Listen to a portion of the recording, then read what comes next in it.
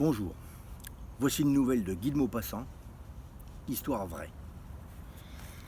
Un grand vent soufflait au dehors, un vent d'automne mugissant et galopant, un de ces vents qui tuent les dernières feuilles et les emporte jusqu'aux nuages.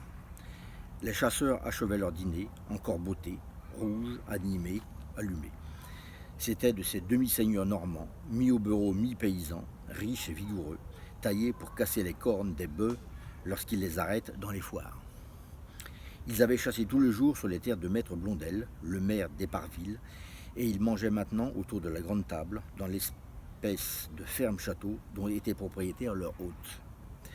Ils parlaient comme on hurle, riaient comme rugissent les fauves, et buvaient comme des citernes.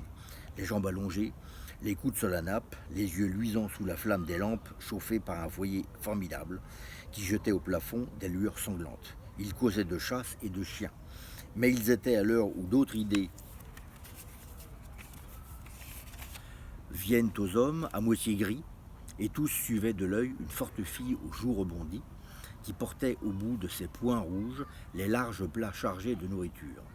Soudain, un grand diable, qui était devenu vétérinaire après avoir étudié pour être prêtre, et qui soignait toutes les bêtes de l'arrondissement, Monsieur Séjour, s'écria « Crébleu, maître Blondel, vous avez là une bobonne qui n'est pas piquée des vers. » Et un rire retentissant éclata. Alors un vieux noble, déclassé, tombé dans l'alcool, Monsieur de Varnetot, éleva la voix. « C'est moi qui ai eu jadis une drôle d'histoire avec une fillette comme ça. Tenez, il faut que je vous la raconte. Toutes les fois que j'y pense, ça me rappelle Mirza, ma chienne, que j'avais vendue au comte d'Aussonnel et qui revenait tous les jours, dès qu'on la lâchait, tant elle ne pouvait me quitter. À la fin, je me suis fâché et j'ai prié le comte de la tenir à la chaîne. Savez-vous ce qu'elle a fait, cette bête? Elle est morte de chagrin. Mais pour en revenir à ma bonne, voilà l'histoire. J'avais alors 25 ans et je vivais en garçon, dans mon château de Villebon. Vous savez, quand on est jeune et qu'on a des rentes et qu'on s'embête tous les soirs après dîner, on a l'œil de tous les côtés. Bientôt, je découvris une jeunesse qui était en service chez Desboulteaux de Cauville. Vous avez bien connu Desboulteaux, vous, Blondel. Bref, elle m'enjôla si bien à la gredine que j'allais un jour trouver son maître et je lui proposais une affaire. Il me céderait sa servante et je lui vendrais ma jument noire, Cocotte, dont il avait envie depuis bientôt 2 ans. Il me tendit la main. Topé-là, monsieur de Varnetot, c'était marché conclu. La petite vint au château et je conduisis moi-même à Cauville ma jument, que je laissais pour 300 écus.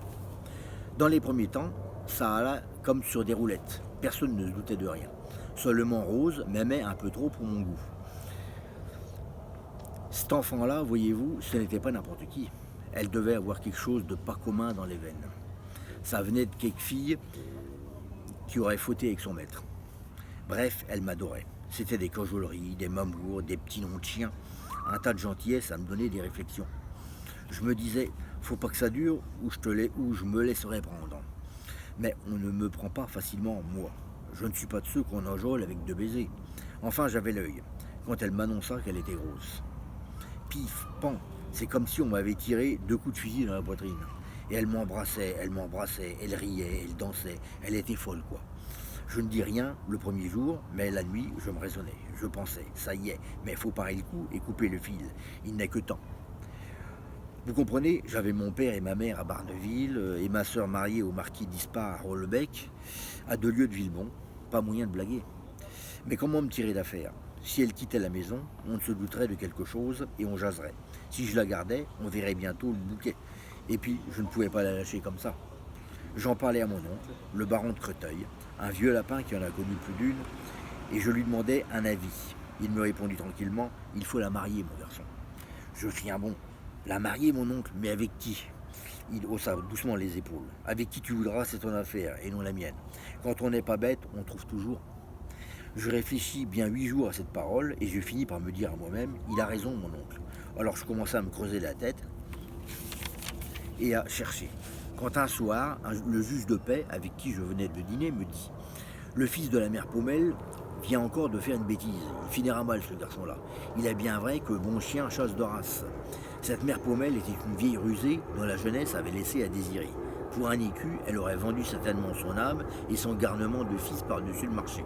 J'allais la trouver, et tout doucement, je lui fis comprendre la chose. Comme je m'embarrassais dans dans mes explications, elle me demanda tout un coup, « Et qu'est-ce que vous lui donneriez à cette petite ?» Elle était maligne, la vieille, mais moi, pas bête, j'avais préparé mon affaire. Je possédais justement 3 lopins de terre perdus auprès de Sasseville, qui dépendaient de mes 3 fermes de Villebon. Les fermiers se plaignaient toujours que c'était loin.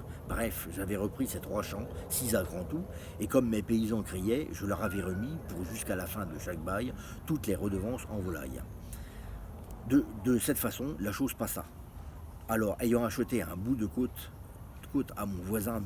Daumonté, je faisais construire une masure dessus, le tout pour 1500 francs.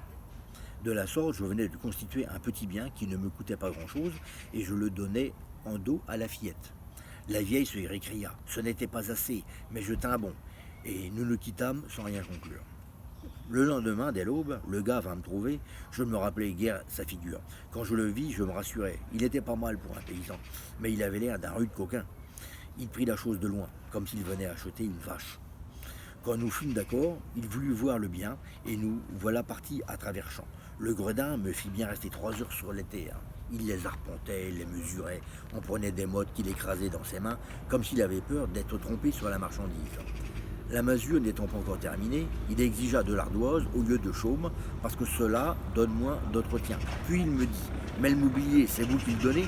Je protestais, « Non pas, c'est déjà beau de vous donner une ferme. » Il ricana, « Je crée bien une ferme et un éléphant. » Je rougis malgré moi. Il reprit, « Allons, vous donnerez le lit, une table, l'armoire, 3 chaises, et puis la vaisselle, ou bien rien de fait. » J'y consentis. Et nous voilà en route pour revenir. Il n'avait pas encore dit un mot de la fille. Mais tout à coup, il demanda, d'un air sournois et gêné, « Mais si elle mourait, à qui irais-je bien ?» Je répondis, mais à vous, naturellement. C'était tout ce qu'il voulait savoir depuis le matin. Aussitôt, il me tendit la main d'un mouvement satisfait. Nous étions d'accord. Oh, par exemple, j'eus du mal pour décider Rose. Elle se traînait à mes pieds, elle sanglotait, elle répétait « C'est vous qui me proposez ça, c'est vous, c'est vous !» Pendant plus d'une semaine, elle résista, malgré mes raisonnements et mes prières. C'est bête, les femmes. Une fois qu'elles ont l'amour en tête, elles ne comprennent plus rien. Il n'y a pas de sagesse qui tienne. L'amour avant tout, tout pour l'amour. À la fin, je me fâchais et je la menaçais de la jeter dehors. Alors elle céda peu à peu, à condition que je lui permettrais de venir me voir de temps en temps.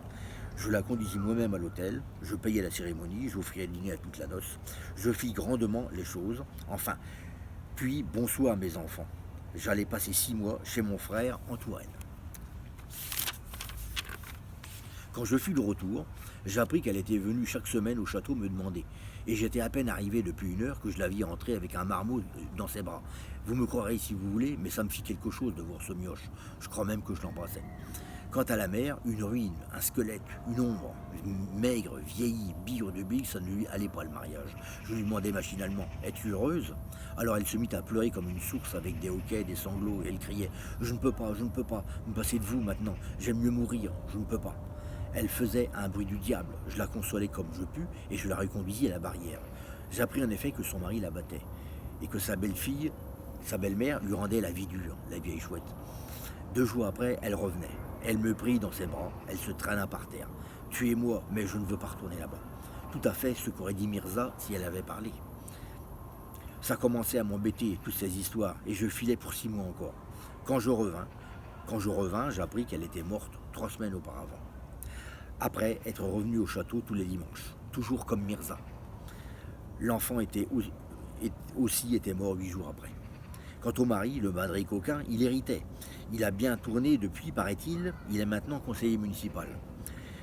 Puis M. de Varnetot ajouta en riant, « C'est égal, c'est moi qui ai fait sa fortune à celui-là. » Et M. Séjour, le vétérinaire, conclut gravement en portant à sa bouche un verre d'eau de vie. « Tout ce que vous voudrez, mais les femmes comme ça, il n'en faut pas. »